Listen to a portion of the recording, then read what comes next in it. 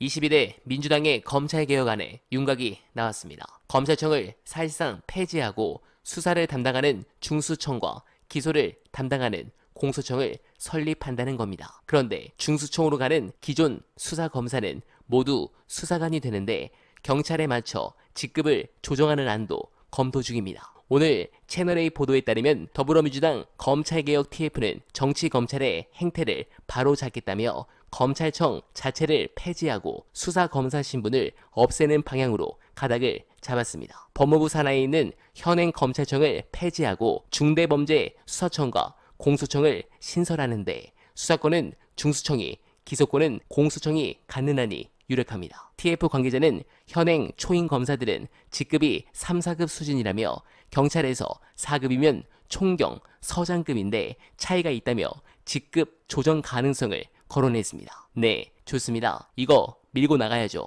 실제 목전까지 가면 민주당 지지율은 폭등할 것입니다. 이와 더불어 민주당이 김건희를 국회로 소환하려 준비 중입니다. 관련해 어날바 최저가 구경하시면서 영상 보시고 이어가 보겠습니다. 단계를 보는 거죠. 민주당 입장에서는 특검법을 통과시키는 게 가장 좋은데 일단 대통령이 거부권을 행사할 게 확실하니까 당장 특검법을 우선 처리하는 것보다는 대통령의 어떤 영향을 받지 않는 그래서 청문회를 한 다음에 그 다음에는 이제 국정조사 국정조사도 국회 의결로 열 수 있거든요. 그러면 그것까지 그냥 대통령이랑 상관없이 열면서 계속 생중계를 통해서 어떤 문제가 있는지 국민들한테 직접 보여줄 수 있다. 그러고 나서 그게 이제 명분으로 쌓이면 그 뒤에 대통령이 특검법을 거부할 수 없도록 여론 압박을 좀 키우는 그런 지금 계산을 하고 있는 거죠. 아까 얘기했듯이 이런 거 언론이 얘기 안 하잖아요. 근데 청문회 통해 가지고 생방송으로 중계가 되면은 그렇죠. 그 눈치 보면서 엎드려 있던 언론들도 쓰긴 쓰거든. 네, 민주당이 이런 부분은 아주 잘하고 있습니다. 이와 맞물려 지금 한동훈 뚜껑 드립까지 치면서 여당은 본격적으로 내전에 돌입했습니다. 요즘 한동훈 관련 돌아가는 상황을 보니 재밌는 게 많이 나옵니다. 특히 한동훈은 최고위원 러닝메이트도 구하기 어려워 원외위원장에 손을 내미는 형국입니다. 즉 국민의힘 여당이 윤석열 정부와 완벽한 차별을 꾀하기가 매우 어렵습니다. 200석이 안 되었기 때문에 탄핵 저지선을 확보하였고 상대적으로 친윤 색채를 지닌 사람들이 국회에 많이 입성하여 정부를 옹호할 가능성이 매우 높아 비윤이 큰 힘을 발휘하기 힘들어졌습니다. 이건 박근혜 정권 때와 동일한 상황입니다. 이러한 이유 때문에 여당 대 정부의 당권을 놓고 대결 구도가 형성될 확률이 매우 높으며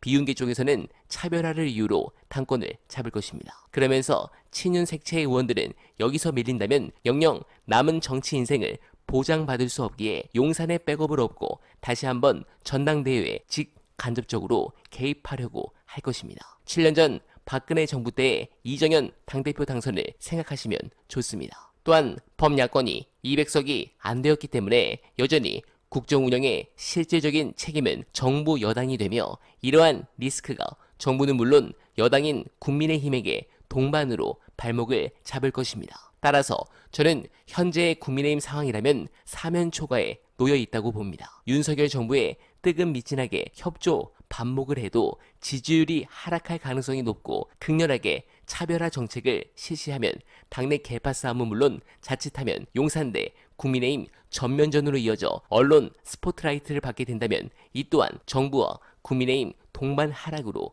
이어질 수 있기 때문입니다. 가능하면 우리가 원하는 그 순간이 하루빨리 다가오길 기원하며 어날바는 오늘도 최선을 다하겠습니다. 여러분 고맙습니다.